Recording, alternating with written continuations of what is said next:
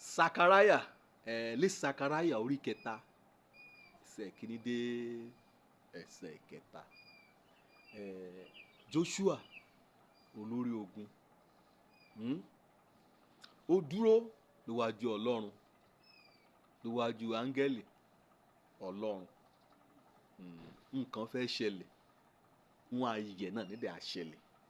Ṣùgbọ́n kó ti dúró nì náà ni Sátánì ọjà kan dúró sí ọ̀ọ́tún rẹ̀ láti dì lọ́ bóyá ó fẹ́ béèrè nǹkan bí àdúrà níwájú Ọlọ́run, láti dì lọ́ bóyá ó fẹ́ gba ohun àyẹyẹ, ó fẹ́ gba oore sínú ayé rẹ̀.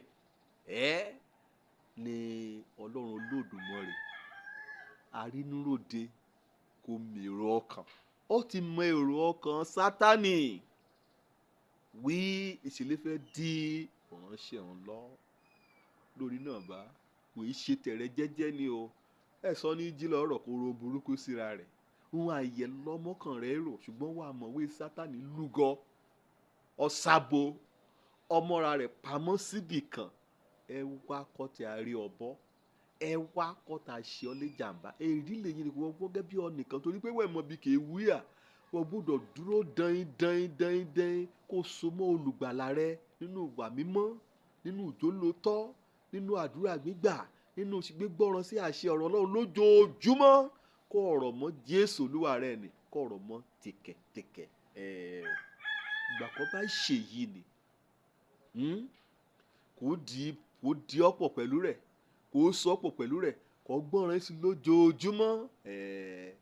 Kọ́ni kó bá rí gbèrò, kọ́ni bá rí ṣètò, ṣe kọ́ tí a rí ọbọ̀ ká múdi rẹ̀ janlẹ̀.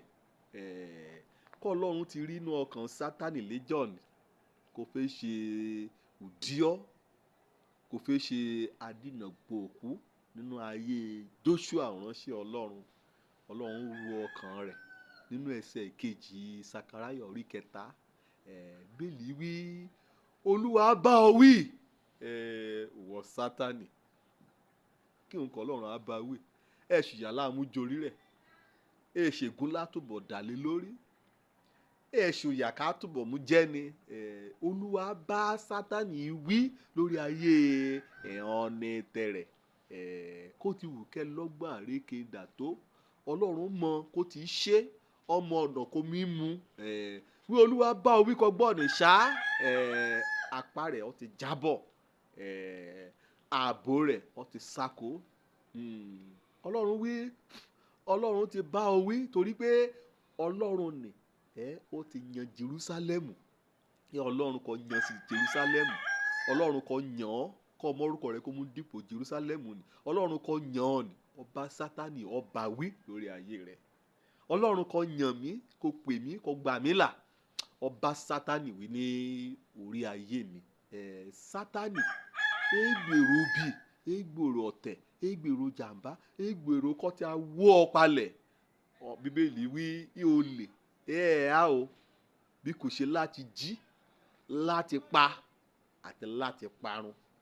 Ṣùgbọ́n òun Jésù Kristi òun wá láti fún ọ ní ìwòye àti láti fún ọ ní ọ̀pọ̀lọpọ̀. Ọba Jòhánù orí kẹwàá ẹsẹ̀ kẹwàá wà rí òlérí lébẹ̀ pé Sátánì bí kò ṣe láti jí, láti pa àti láti parun. Ṣùgbọ́n Jésù yàṣùlérí kó èèyàn ọmọ Ọlọ́run wí wọ́n á o láti gbèjàrà o, wọ́n á o láti bá èṣù wí, wọ́n á o láti gbà á, láti fún wa ní òye lọ́pọ̀lọpọ̀. Torí náà kó bá ti kéfì kó gbórírùn. Wígbà kan fẹ́ ṣe àṣeyọrí, fẹ́ tẹ́ gba ìwé ẹ̀rí oyè rẹ, wọ́n fẹ́ ṣe foundation lé, wọ́n fẹ́ ṣe ohun ayẹyẹ, ọmọ rẹ fẹ́ ṣàṣeyọrí, Sátánì fẹ́ jákòó bá fẹ́ gbógun wo ìkéfì rẹ̀, gbogbo irúwé ẹlẹ́gbẹ́ bí kò yà lọ́ọ̀tún rẹ. Mo bá jà o, mo ṣe nǹkan kan rọra wí lórúkọ Jésù Kristi, Olúwa bá ọ wí. Èjù bẹ́ẹ̀ yí ni o, wá jẹ́ ọ lẹ́gbàgbọ́ tọ̀tọ̀ lọ yà, akéwù rẹ̀ asakọ̀. Ojú lórúkọ mi, ọmọ àbálábítọ́, ọ̀nìkan gbàlà, kan fún láṣẹ, kò yóò apàṣẹ wí, Sátánì Olúwa bá ọ wí. Kọ́dẹ̀ àríbi dé sílé ìjọba Ọlọ́run. Ire o.